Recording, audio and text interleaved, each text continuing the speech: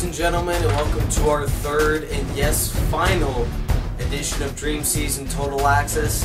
I don't have any suit on. I'm not even in the background that I'm supposed to be in. So this means we're ready for the regular season, fellas. I'm getting tired of this preseason.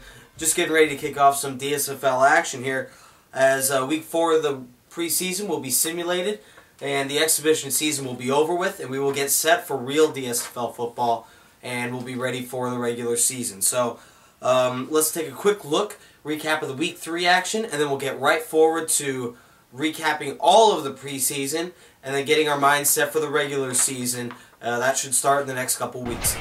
In rainy Heinz Field, the Steelers hosted the Falcons. What was a defensive slugfest midway through the first quarter. Jack Butler gets the better of Atlanta quarterback Matt Ryan and returns his first interception down to the Falcons' 12-yard line. The Steelers offense didn't blink as Franco Harris scampers in for the 12-yard touchdown run here, and the Pittsburgh Steelers score again at 7-0.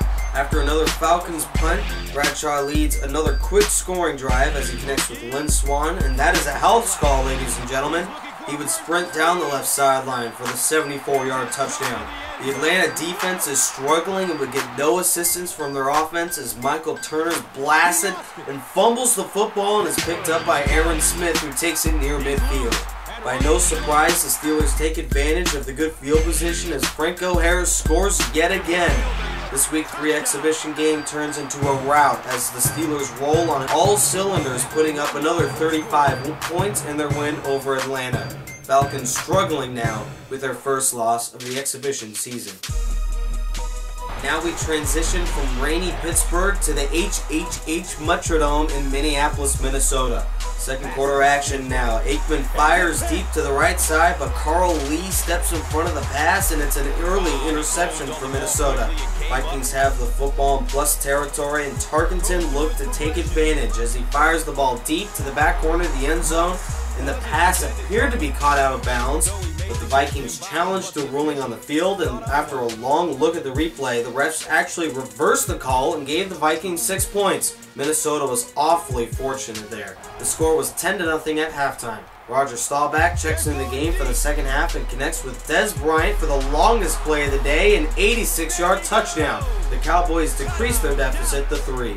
The next Dallas series would go on a 3-and-out, but after punting the football to backup return man Charlie West, he fumbles the football, and Anthony Spencer was Johnny on the spot for the recovery and the late touchdown to pull the Cowboys in front. As Cunningham and the Vikings look to rally late, the Dallas defense steps up yet again, and the Vikings team looks disgruntled and struggles so far in this exhibition play. Randy Moss has come to play in recent weeks, but the rest of the Minnesota franchise must come alive if the Vikings look to make a postseason run. Cowboys win yet again, 14-10. Alright, we're finished with our exhibition season action for the Dream Season Football League, but there were some primetime performers from players who have had a tremendous start to the preseason and now look to take that over to the regular season. The leading passer throughout the preseason was San Francisco's very own Steve Young. His 126.6 passer rating was tops in the league, along with an impressive 7 touchdowns, so only 1 interception. He also had 520 yards passing in only 4 weeks, where he only typically played one half of a football game.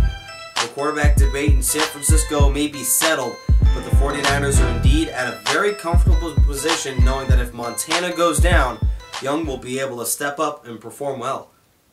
Terrell Davis is crowned our rushing leader of the preseason as he helped carry the Broncos to a 3-1 exhibition record. He had 34 carries for 363 yards and 4 touchdowns. He also had 1 receiving touchdown, even though this is a rushing award. Davis averaged an astounding 10.67 yards per carry, which was above and beyond ahead of the rest of the competition. Terrell Davis should continue his success in the regular season. A very impressive start. By far and away, the biggest surprise of the preseason was the exceptional play of the Cardinals' David Boston. He led the DSFL in receiving yards with 278 and hauled in 4 touchdowns. Boston displayed his deadly speed with a 4.63 yards per catch average and a 52-yard long. One explanation for the receiver's success is that Arizona lacks many big play targets. but any excuse can't overshadow David Boston's terrific preseason. Look for this receiver to have a huge impact in the regular season. For other statistics in the DSFL, the Miami Dolphins were first in the NFL offensively with 2,216 yards, while the Pittsburgh Steelers had the league's best defense throughout the preseason, only allowing 711 yards defensively. Those Steelers, along with the 49ers, are the only teams that went unbeaten throughout the preseason, while we had 4 teams that couldn't even get into the win column throughout the DSFL, those teams being the Jaguars, Cardinals, Titans, and Buccaneers. Hopefully those teams will change their fortunes in the regular season.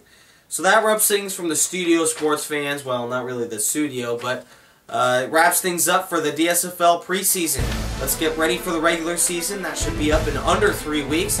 Make sure you tuned into that. And until then, you all take care. This has been one heck of a preseason as we get set for the DSFL regular season. So long, ladies and gentlemen. I will see you for week 1.